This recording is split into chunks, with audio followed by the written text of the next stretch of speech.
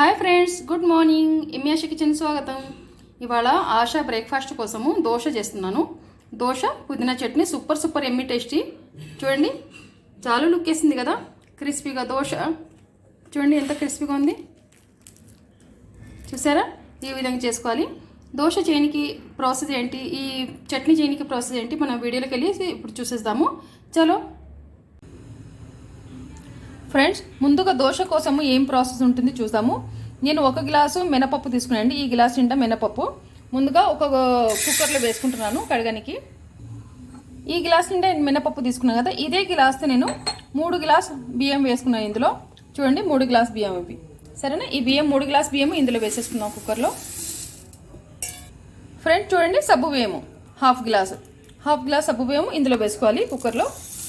ఈ 3 కలిసి కడిగేసి పెట్టుకున్నాము. ఫ్రెండ్స్ చూసారా, మినపప్పు సబ్బు ఇవన్నీ వేసి కడిగి పెట్టుకున్నాం కదా, ఇలాగా కడిగేసుకోవాలి శుభ్రంగా.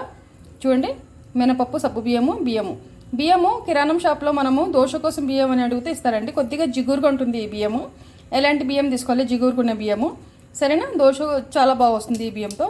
ఇప్పుడు ఏం చేసామంటే, ఇదే బియ్యంలో ఇప్పుడు నానబెట్టేటప్పుడు మనము మెంతులు వేసుకోవాలండి. మెంతులు ఎందుకు వేసారంటే దోశ చాలా రెడ్గా మంచి కలర్ వస్తుంది, మంచి టేస్ట్ ఉంటుంది మెంతులు వేసుకుంటే. అందుకే నేను 2 టేబుల్ స్పూన్ మెంతులు వేసాను. చూసారా, మెంతులు వేసేసా కదా. ఇప్పుడు ఒక 5-6 గంటలు, కనీసం 5-6 గంటలు నానబెట్టుకోవాలి బియ్యము. నానబెట్టుకుంటే దోశ చాలా బాగా వస్తుంది క్రిస్పీగా. ఇప్పుడు ఇందులో నీళ్ళు వేసేస్తాము. బియ్యం తడిసేంత వరకు నీళ్ళు వేసుకుందాము. బియ్యం మునిగేంత వరకు నీళ్ళు వేసుకోవాలి. ఫ్రెండ్స్ చూసారా, నీళ్ళు వేసి వదిలేయాలి ఒక 5-6 గంటలు. 5-6 గంటల తర్వాత పిండి రుబ్బుకుందాము. ఫ్రెండ్స్ చూసారా, దోశ పిండి రెడీ అయిపోయింది. ఇప్పుడు ఇందులో చూడండి, ఈ విధంగా కలుపుకోవాలి. నీళ్ళు వేయలేదు, అసలు నేను నీళ్ళు వేయలేదు. పిండి రుబ్బేటప్పుడు కొద్దిగా వేసుకున్నాను కదా, అవే నీళ్ళు సరిపోయింది. ఈ విధంగా రుబ్బుకోవాలి. దోశ కోసం ఈ విధంగా పిండి ఉండాలి, సరేనా? ఇప్పుడు ఇందులో మనకు రుచికి తగినంత ఉప్పు వేసుకుందాము. చూడండి, ఉప్పు వేస్తున్నాను కొద్దిగా, ఎక్కువ వేయట్లేదు, కొద్దిగా వేసాను. ఇప్పుడు బాగా కలిపేసుకుందాము పిండి. ఫ్రెండ్స్ చూసారా, ఉప్పు కలిపేసినాము, అయిపోయింది. దోశ పిండి రెడీ అయిపోయింది కదా. ఇప్పుడు చట్నీ ప్రాసెస్ చూద్దాము. ఈ దోశలోకి మనము పుదీనా చట్నీ చేయబోతున్నాను. పుదీనా చాలా బాగా శుభ్రంగా కడిగేసి ఇలా ఒక చిన్న బుట్టి తీసుకుని బుట్టిలో వేసి వదిలేసాను, ఎందుకంటే నీళ్ళన్నీ కారిపోతాయి. ఒక పెద్ద కట్ట పుదీనా, సరేనా? 1 కప్పు పల్లీలు, పెద్ద సైజు 2 ఉల్లిగడ్డలు సన్నగా కట్ చేసుకోవాలి. 2 పెద్ద సైజు టమాటా సన్నగా కట్ చేసుకోవాలి. కొద్దిగా నిమ్మకాయ సైజు అంతా చింతపండు, కారం తగినంత పచ్చిమిర్చి, 4-5 రెమ్మలు కరివేపాకు, 1 కప్పు కొత్తిమీర, చట్నీ ఫ్రై కోసము 4-5 స్పూన్లు నూనె, రుచికి తగినంత ఉప్పు, దోశ కోసము నెయ్యి అండి. నెయ్యి వాడుతున్నాను నేనైతే, మీరు నూనె వాడినా కానీ చాలా బాగుంటుంది దోశ, సరేనా? ముందుగా స్టవ్ వెలిగించుకుందాము. ఒక చిన్న ప్యాన్ పెట్టేద్దాము స్టవ్ పైన. ఈ ప్యాన్లో పల్లి వేసి వేయించుకోవాలి. బాగా మంచి కలర్ వచ్చేంత వరకు దూరగా వేయించుకుందాము. ఫ్రెండ్స్ చూసారా, పల్లి బాగా వేగుతుంది. ఈ కాసేపు వేపుకోవాలి. పల్లి బాగా వేగిపోయినాయి. ఇప్పుడు ఒక ప్లేట్లో తీసేసుకుందాము. చూడండి, ఈ విధంగా వేగాలి పల్లి. ఇదే ప్యాన్ పెట్టేసుకుందాము.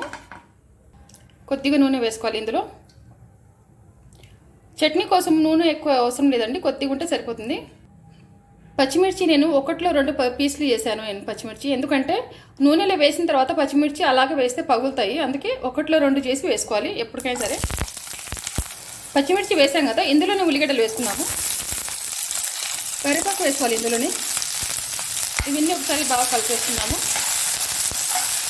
బాగా వేగాలి పచ్చిమిర్చి, ఇవన్నీ ఉల్లిగడ్డలు కరివేపాకు వేసాం కదా, బాగా వేగాలి. చూడండి, మంచిగా వేగుతున్నాయి కదా. ఇవి వేగే లోపల మనం వేరే ప్రాసెస్ చూద్దాము.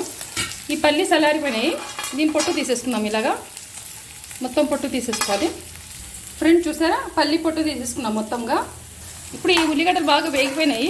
ఇప్పుడు ఏం చేస్తామంటే ఇందులో టమాటా వేసుకుందాము. ఒకసారిగా బాగా కలిపేసుకుందాము. కొద్దిగా చింతపండు వేసుకున్నాం. ఇప్పుడు పుదీనా వేసుకోవాలి మొత్తం. ఇవి చూడండి, మొత్తం పుదీనా వేసాము. కాసేపట్లో అలా కిందికి వెళ్ళిపోతుంది పుదీనా మొత్తము. చూడండి, బాగా కలుపుకుందాము. చూడండి, బాగా కలిపేసుకోవాలి ఇవి. ఫ్రెండ్స్ చూడండి, బాగా వేగిపోయినాయి కదా ఇప్పుడు ఇవి టమాటా పుదీనా మొత్తం వేగిపోయినాయి. ఇందులో కొత్తిమీర వేసుకుందాము మనము. కొత్తిమీర వేసుకున్నాం కదా, ఇప్పుడు ఇందులో రుచికి తగినంత ఉప్పు వేసుకోవాలి. ఒకసారిగా బాగా కలిపేసుకుందాము. ఇవి బాగా వేగిపోయినాయి కదా, ఇప్పుడు స్టవ్ కట్టేస్తున్నాను. స్టవ్ బంద్ చేసాను నేను. ఇప్పుడు ఈ పల్లి వేయించి పొట్టు తీసిన పల్లీలు ఉన్నాయి కదా, ఇవి ఇందులో వేసేసుకుందాము.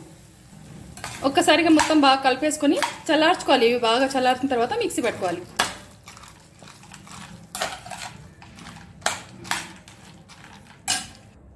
పుదీనా పచ్చడి మరీ గట్టిగా ఉంటే బాగుండదు కదా, అందుకే కొన్ని నీళ్ళు వేసుకుందాము.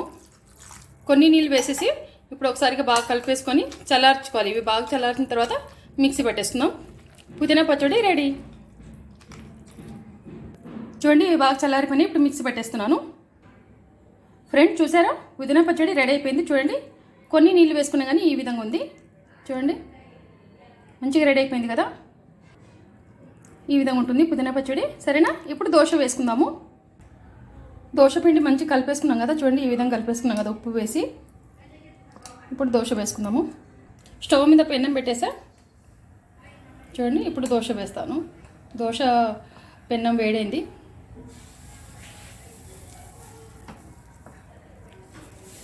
టూ టైమ్స్ వేస్తే సరిపోతుంది ఒక దోశ కోసం. ఈ విధంగా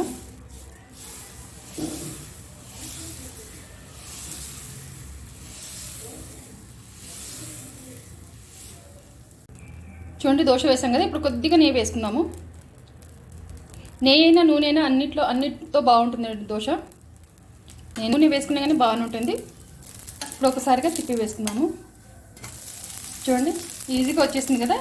ఈ పెన్నానికి నెయ్యి అయినా వీలవుతుంది మనకు. ఓకేనా, ఇంకొక సైడ్ తిప్పి వేస్తాము. చూడండి మంచిగా రెడ్గా వచ్చేసింది కదా, ఇప్పుడు తీసేసుకుందాం.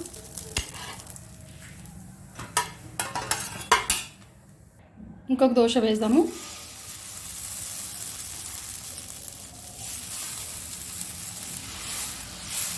నిదానంగా బాగా పతలాగా చేసుకోవాలి.